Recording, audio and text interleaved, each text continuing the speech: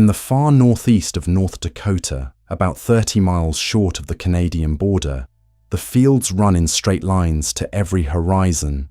Wheat, canola, barley. It is some of the emptiest farmland in North America. And in the middle of it, there is a pyramid. A perfect truncated pyramid of concrete, about 8 stories tall, with a great circular eye set into each of its 4 sloping faces. It is not a monument. Nobody is buried in it. And it was not finished 4,000 years ago. It was finished in 1974. The nearest town is called Nakoma. 31 people live there. The pyramid a mile up the road was, for a few months, one of the most sophisticated machines human beings had ever built.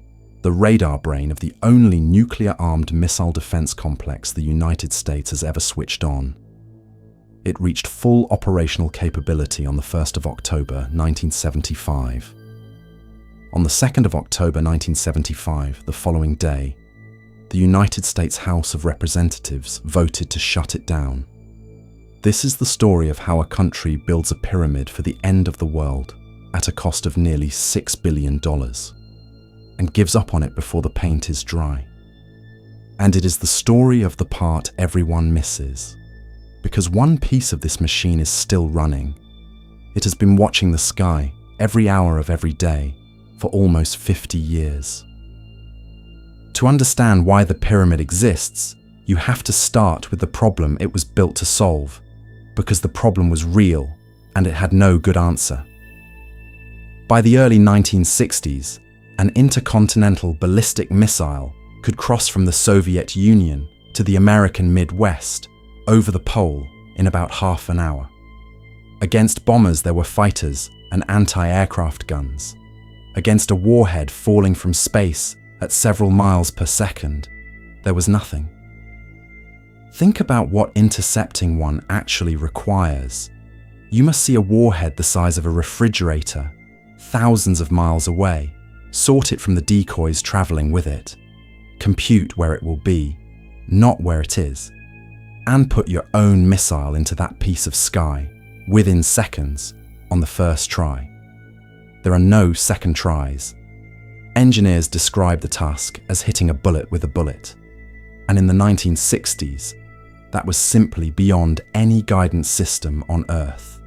So the designers of American missile defense made a decision that sounds insane and was, by the logic of the time, entirely rational. If you cannot hit the bullet, get close to it and detonate a nuclear weapon of your own. The first plan, called Sentinel, was to defend American cities. It died quickly, partly because no one wanted nuclear interceptors in their suburbs. In 1969, the Nixon administration renamed the program Safeguard and gave it a colder, narrower mission. Not to protect people, but to protect missiles. The silo fields around Grand Forks Air Force Base, North Dakota, held Minuteman missiles, America's guarantee that it could strike back. Safeguard existed so that those missiles would survive long enough to be fired. That is what the pyramid was for. Not to save you, to save the counterattack. Construction began outside Nakoma in April 1970. What went into the ground there took 4 years, a truncated pyramid of reinforced concrete, its walls more than a meter thick, sloped to shrug off a nuclear blast wave, and beneath it, floor after floor of computers, cooling plants and crew spaces. The site had its own power station, its own water supply, its own sentry posts and patrol roads. It was built to keep working through a nuclear war happening directly above it, to take a near miss, shake, and keep tracking. The pyramid itself is the missile site radar. Each of its 4 faces holds a phased array antenna with about 5,000 radiating elements. A radar with no moving parts, steered electronically, watching every direction at once, out to roughly 300 miles. In 1974, this was close to the technological limit of the human species. the pyramid commanded exactly 100 missiles. 30 of them were Spartans, 3-stage rockets that climbed above the atmosphere to meet incoming warheads in space. 70 were sprints, 16 beside the pyramid. The rest spread across 4 remote launch sites, 10 to 20 miles out in the fields. The Spartan carried a 5-megaton warhead designed to kill incoming warheads in space with a flood of X-rays. To prove that one warhead worked, the United States drilled a shaft more than a mile deep under the Alaskan island of Amchitka and, in November 1971, set off the largest underground nuclear explosion in its history. The ground rose. The shock registered like a magnitude 7 earthquake, and a lake a mile wide formed over the site. The campaign that sent protest boats toward that test became an organization called Greenpeace. And then there was Sprint, the last line.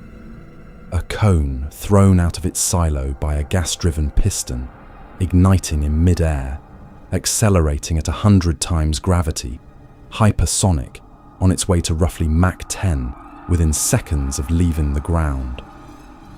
It moved so fast that its skin glowed white-hot, and it carried a neutron warhead meant to go off over its own country.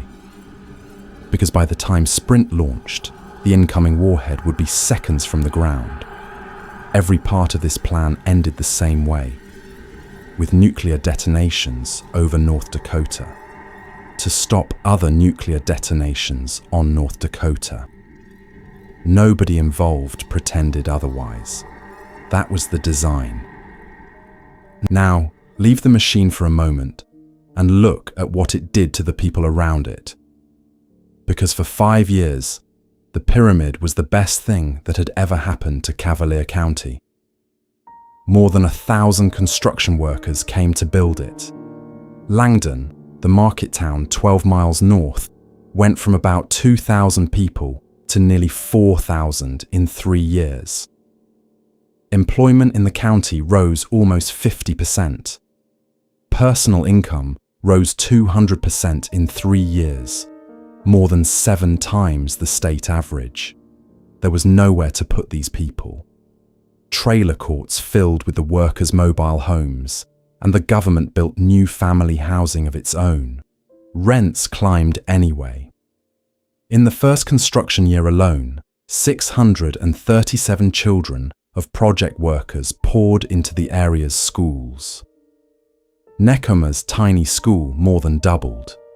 The region gained some 70 new businesses, and Langdon alone, 2 new banks. The county hospital grew from 28 beds to 38. In 1974, 4 of the 5 honor students in Langdon's graduating class were children of missile-base families. The Army built houses, a community center, a chapel, a small, complete American town bolted onto a weapon. If you lived there, you did not experience safeguard as strategy. You experienced it as neighbors, classmates, customers. And everything about it, the mortgages, the new classrooms, the second bank, assumed the machine would run for decades. Here is the strange part. By the time the concrete cured, the pyramid had already done its most important work, at a negotiating table. In May 1972, the United States and the Soviet Union signed the Anti-Ballistic Missile Treaty. Each side agreed to keep no more than 2 missile defense sites. 2 years later, a protocol cut that to 1 each. The Soviets chose to defend Moscow. The Americans chose the pyramid, the missile fields of North Dakota. Advocates of the system would say, that is exactly what it was for. A bargaining chip that worked. Build it so you can trade it. But something else had happened in the same years. Both sides had learned to put many warheads on a single missile. A system of 100 interceptors defending 1 patch of prairie could be exhausted by a handful of Soviet missiles, and the Soviets had hundreds. The mathematics were not close, and everyone in Washington could do them. So through 1973 and 1974, the Army finished building, to the highest standard, a system that the treaty said could never grow, and the arithmetic said could never win. The pyramid was dead on paper before it ever switched on. They switched it on anyway. On the 1st of April 1975, the complex reached initial operating capability. Live nuclear warheads sat in the silos around the pyramid. On the 1st of October 1975, the Stanley R. Michelson Safeguard Complex reached full operational capability. Every radar, every computer, every missile, ready. The most advanced installation of its kind on Earth was now guarding the wheat fields of Cavalier County. The next day, the House of Representatives voted to deactivate it. You will find this story told online as the base that closed after one day. That is not quite what happened, and the truth is stranger. The vote came after one day. The Senate concurred about 7 weeks later, and then the crews of the pyramid kept standing watch, at full readiness, over a system their government had already decided to kill, through October, through the North Dakota winter, into February. On the 10th of February, 1976, the order took effect. The radar was shut down, and the missiles were deactivated. The defense bill that killed the system put numbers on what that meant locally. 541 positions, military and civilian, eliminated within the year. 132 days at full capability. For a machine that took 5.5 years to build and cost, with its program, nearly $6 billion, $5.7 billion in the money of the day, around $34 billion in today's. Per day of full operation, that is roughly $43 million. The week the order came, the newspaper in Langdon, the Cavalier County Republican, printed 3 words in red letters across its front page. ABM is gone. A week later, the front page had moved on. Basketball scores, a church revival, the price of fryers, because life goes on, and in Cavalier County, it now had to. A year before the shutdown, an editorial in The Nation had seen it coming and said it plainly. When Safeguard closes, Langdon will be hit by a depression made in Washington. That is what arrived. Langdon fell by 45% from its boomtime peak. Nakoma lost half. Cavalier, Walhalla, Mountain, every town that had grown with the project shrank. School enrollment fell by half. The workers' children left with the workers. The second bank was no longer needed. The classrooms built for 600 new students emptied out. The Pentagon had poured nearly $6 billion into this program, and when it left, the region slid back into the long, quiet decline the pyramid had briefly interrupted. For decades, almost nothing happened. The equipment was stripped out, and scrap crews took the metal. Once the power was cut and the pumps fell silent, water found the lower levels and stayed. The pyramid stood in the fields, sealed and silent, while the Cold War it was built for ended without a single missile ever leaving its silos. The government tried on and off to find a use for it. There was none. A building designed to survive a nuclear strike is, it turns out, designed for almost nothing else. Then, in December 2012, the United States government sold it. At auction, the winning bid, $530,000, less than a 10,000th of what the program had cost, came from a Hutterite farming colony, a pacifist, communal Christian community who wanted the land and the buildings. For a few years, one of the deadliest installations ever constructed belong to people whose faith forbids them to go to war. In 2017, the county's development authority bought the pyramid back for less than $500,000. And in 2022, the governor of North Dakota stood up to announce its future. A company called BitZero would invest roughly $500 million and turn the pyramid into a high-security data center. Cold War fortress to server farm. The press loved it. Visit Nakoma today, and you will find fresh fencing and security cameras.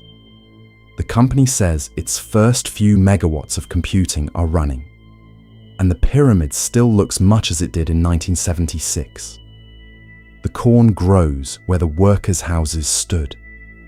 The announced $500 million has, so far, mostly remained an announcement. Except that is not the end of the story, because Safeguard had 2 radars, and only one of them is a ruin. 25 miles from the pyramid, near a town called Concrete, stands its sibling, the Perimeter Acquisition Radar. A 12-story wedge of hardened concrete with a single face tilted at the northern sky, built to see Soviet warheads coming over the pole 2,000 miles out. When Safeguard died, this radar did not. Congress wrote the exception into the shutdown order itself. The money that killed everything else explicitly spared the Perimeter Acquisition Radar. In October 1977, the Air Force took it over, and it has been on watch ever since. Today it is called Cavalier Space Force Station, the same building, the same face to the sky, run by the United States Space Force. It watches for missile launches, feeding its data to NORAD, and it tracks objects in orbit. By the Space Force's own account, more than half of everything circling the Earth. It can pick out an object the size of a basketball at a range of 2,000 miles, which means the strangest sentence in this whole story is true. A piece of Safeguard is on duty right now, guarding the continent, from the middle of a farm county in North Dakota, half a century after Congress killed it. So this is how the Great Pyramid of North Dakota actually ends. The weapon worked for 132 days and never fired. The towns that built it paid for it twice, once in taxes, once in people. And the one piece that survived is the piece that only ever watched. 50 years on, the eye on the prairie is still open. It has been watching every hour of every day since 1977. And in all that time, it has never once seen the thing it was built to see. Out here, among the wheat fields, that counts as a happy ending. If forgotten places like this one interest you, subscribing helps more than you know. A new documentary every few weeks. And if you grew up around Langdon, or your family worked at the site, tell the story. The comments are yours.